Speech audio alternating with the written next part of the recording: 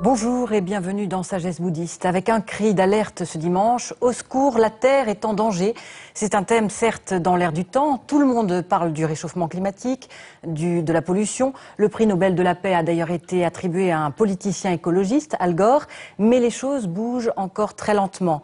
Une prise de conscience a beau avoir lieu, à un niveau individuel comme à un niveau collectif, les indicateurs restent mauvais. Pourtant, il y a des solutions à trouver en chacun d'entre nous. Les valeurs du bouddhisme, depuis toujours, prennent en compte la nature. Et aujourd'hui, on pourrait dire que les pratiquants bouddhistes ont une longueur d'avance sur le sujet de l'écologie. La protection de la nature fait partie du dharma. Avec nos deux invités, Lama Denis et Pierre Rabhi, nous allons voir comment contribuer à faire avancer l'écologie contemporaine. Lama Denis, bonjour. Bonjour. Vous êtes président honoraire de l'Union bouddhiste européenne, le supérieur du Sangha Rimé, dont la maison mère est Karmaling en Savoie, et vous avez créé plusieurs rendez-vous interreligieux sur l'écologie. Vous sensibilisez les pratiquants aux problèmes de la nature et avez créé un écosite, on verra ce que c'est. Pierre Rabhi, bonjour. Bonjour. Vous êtes écrivain, penseur et militant en faveur de la nature depuis plus de 40 ans. Vous êtes l'un des pionniers de l'agriculture biologique et avez lancé très récemment le mouvement de terre et humanisme pour appeler au changement de mentalité vis-à-vis de notre terre nourricière. Alors avant d'entrer dans le vif du sujet, nous allons voir un rapide reportage sur les maux dont souffre aujourd'hui la planète. La Terre malade de ses habitants. Émissions de gaz à effet de serre, déforestation, pollution des mers, épuisement des énergies fossiles, les causes des blessures sont multiples et produisent des catastrophes, certaines plus visibles que d'autres, comme les marées noires auxquelles n'échappe aucune mer au monde. Souillée et agressée par des gaz autrement plus toxiques que le pétrole brut, l'atmosphère est en train de se réchauffer. De façon inexorable, les glaciers fondent, entraînant une élévation du niveau de la mer, tandis que le climat change beaucoup plus vite qu'on ne l'aurait cru. Des signes de destruction parfaitement recensés.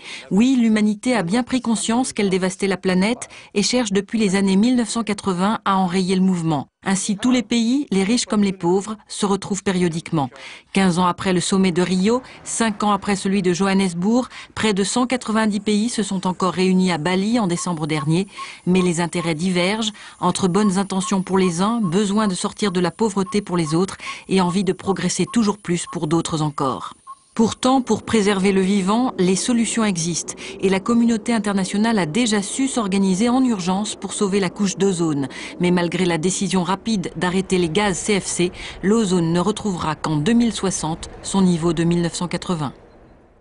Voilà, les choses sont plutôt alarmantes. Pierre Rabhi, pourquoi, à votre avis, les hommes se sont-ils éloignés de la nature ? Je crois que c'est un fait de civilisation. Disons que avant, disons la révolution industrielle, les hommes, bon an, mal an, étaient quand même proches de la nature puisqu'ils en tiraient directement leur subsistance. En agriculture, en pastoralisme, enfin toutes sortes d'activités humaines qui les mettaient en rapport permanent.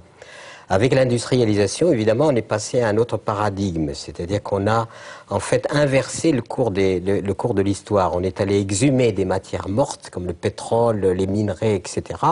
Et on a fondé ce qu'on pourrait appeler d'une façon assez synthétique la civilisation de la combustion. Cette civilisation de la combustion a amené évidemment, la fameuse industrialisation a fait que des populations entières se sont concentrées sur des pôles industriels et on a créé une sorte de hors-sol, il faut le reconnaître, appliqué à l'humain. Et à partir du moment où l'être humain est confiné dans ce hors-sol et dans cet univers minéral, il est évidemment de plus en plus déconnecté de la nature en tant que fondement de la vie et continuité et phénomène continu. Alors je pense qu'il y a une grande ignorance maintenant de l'écologie, parce que l'écologie ne devrait pas être enseignée, puisque ça devrait être la base même de la connaissance. Et quand on en fait simplement un paramètre, c'est une erreur. L'écologie est fondamentalement représente les lois de la vie de tout le monde, de tout un chacun, que l'on soit politicien ou que l'on soit n'importe qui. Donc cet éloignement fait qu'il n'y a plus cette connexion, et ce qui fait qu'il y a, n'ayant pas cette connexion, il n'y a pas compréhension. Et évidemment, on a transgressé et aujourd'hui, on est face aux problèmes qui ont été exposés. Est-ce que la Madani, est-ce que le bouddhisme peut quelque chose pour l'écologie? Est-ce qu'il est intrinsèquement lié à l'écologie? La tradition du Bouddha est fondée sur l'intelligence de l'harmonie et la pratique de l'harmonie. L'harmonie étant l'intelligence de l'interdépendance et une action de non-violence, ce que connaissent bien tous les bouddhistes. Et l'harmonie se vit avec soi, se vit avec les autres, avec notre environnement. Donc cette harmonie de non-violence dans l'intelligence de l'interdépendance est au cœur de la tradition du Bouddha, elle l'a toujours été, et c'est de vivre celle-ci qui peut nous ramener à nous reconnecter à la nature, à notre nature. Notre nature et la nature ne sont pas différents, et dépasser cette civilisation de la combustion dont à l'instant Pierre Rabhi parlait très bien, et réenchanter la nature, retrouver ce lien connaturel et sortir de cette bulle mentale, de cette bulle égoïste qui nous fait nous comporter en consommateurs, consuméristes, qui nous fait brûler. Et il est une maxime bien connue de l'apprentissage spirituel dans le Dharma qui dit tous les problèmes se ramènent à un seul, c'est-à-dire à l'égoïsme qui nous fait dans le pouvoir avoir cette attitude prédatrice, vampiriste.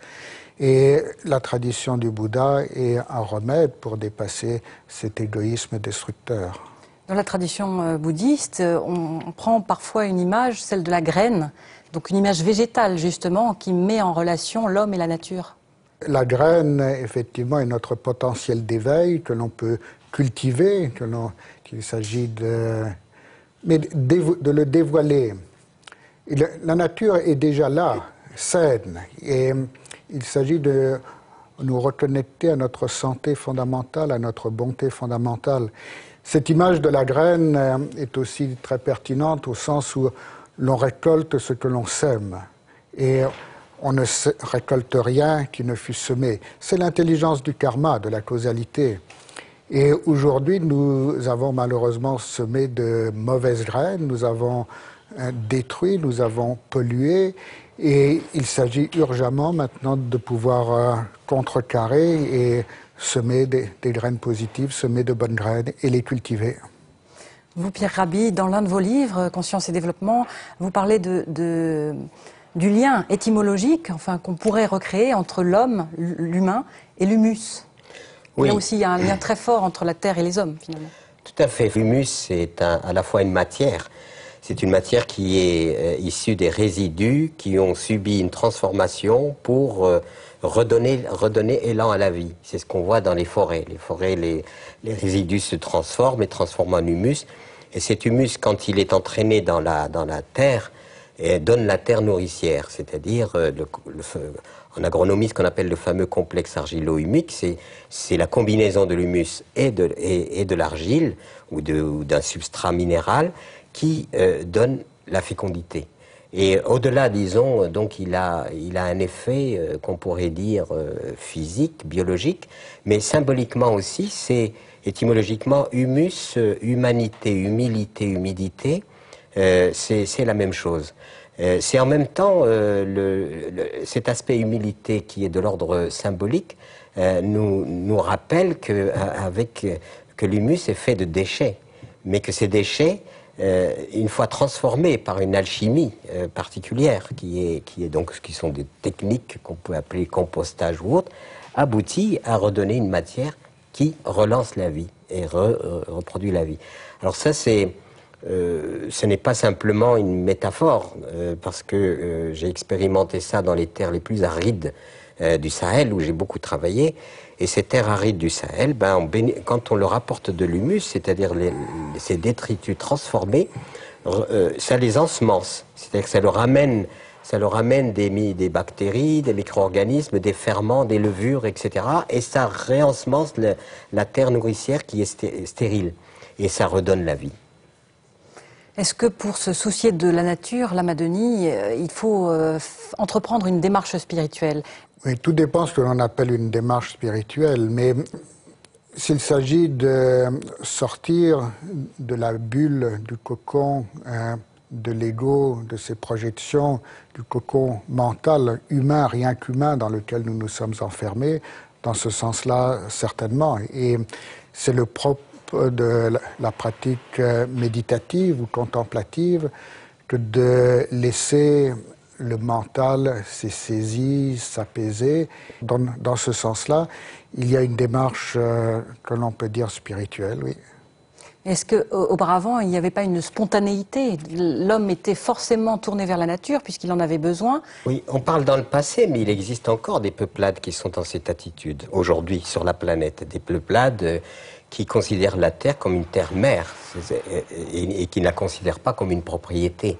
C'est-à-dire là où il y a eu, si vous voulez, une rupture, c'est à partir du moment où l'être humain ne se reconnaissait plus comme faisant partie de cet ordre-là, et comme une des expressions de cet ordre-là, une des créations de cet ordre-là, et où il a prétendu qu'il fallait qu'il impose ou qu'il applique à cet ordre-là son bon vouloir.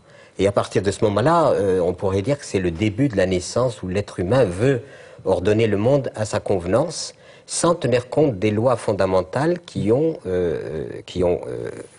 disons, présidé à cet ordre-là.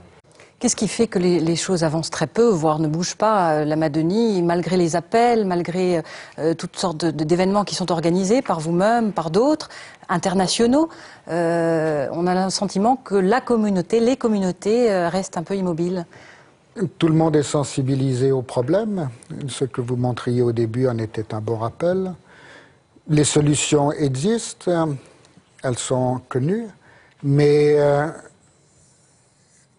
peu ou rien, très peu se fait pratiquement. Alors c'est la résistance par rapport au changement qui serait nécessaire. Le changement nécessaire, il faudrait que nous changions de mode de vie, et c'est bien cela qui est difficile, que nous changions notre mode d'alimentation, notre mode d'habitation, nos modes de déplacement, nos modes de loisirs, dans une évolution, une simplification. C'est très difficile, le changement. Revenir et redécouvrir ce qu'on peut appeler une simplicité volontaire, le bonheur de la simplicité ou d'une modération délibérée. Mais c'est très difficile.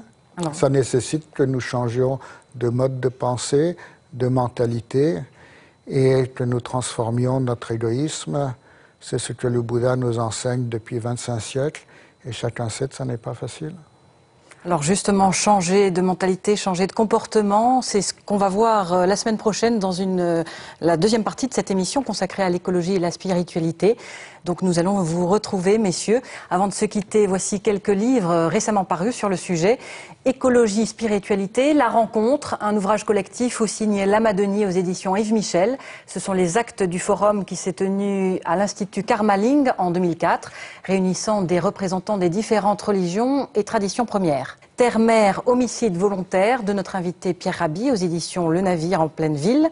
Un plaidoyer pour changer de comportement vis-à-vis de notre terre nourricière sous forme de questions-réponses qui peut être lu aussi par des adolescents.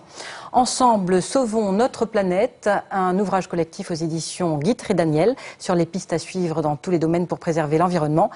Petit monde de la forêt de Pierre Rabhi et de deux photographes aux éditions Les Petites Vagues. Un beau livre sur la beauté donc de la nature toute proche de nous. Et puis Le Dharma et la vie de Lama Denis Thundrup aux éditions Le Relier Poche sur toutes les questions que l'on peut se poser sur le bouddhisme tibétain. Également La Voix du Bouddha de Kalu Rinpoche aux éditions Le Seuil, une anthologie d'enseignement réalisée sous la direction de Lama Denis. Voilà, c'est la fin de cette première partie de cette émission consacrée à l'écologie. Vous pouvez la retrouver sur Internet en cliquant sur Les Chemins de la Foi dans la rubrique Programme de France 2. À la semaine prochaine, très heureux dimanche et merci à tous.